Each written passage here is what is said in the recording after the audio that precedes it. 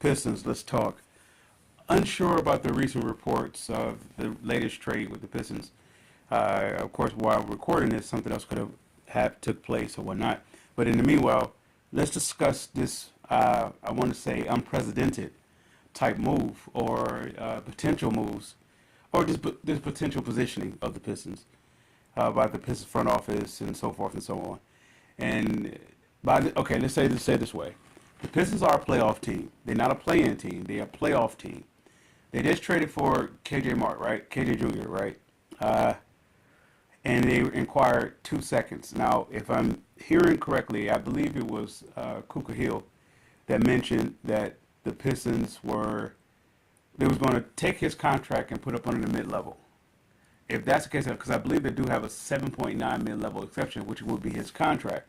And in addition, they was getting 2 second-round picks. So I believe they will have a total of 4 second-round picks, I believe, if I'm not mistaken. With that said, they're going into the deadline with $32.4 million in expiring contracts. So that means Tim Hardaway at the end of the year, he's expiring. Wendell Moore is expiring. Kenyon Martin, his contract for next year is not guaranteed. So you can say that's considered to be expiring. And then you have Malik Beasley. Now, regardless if the Pistons decide to extend Malik or whatever case may be, I believe they did it right by telling him if they get a better move, then, not a better move, I would say a beneficial move for both parties, for Malik as well as for the Pistons, they'll make that trade. At the same time, if they don't, they can extend them in the offseason. Going into the offseason, you'll have $32.4 million with 2 expiring contracts for next year, which would be Fontecchio $7.7 million, and I want to say Tobias $26 million.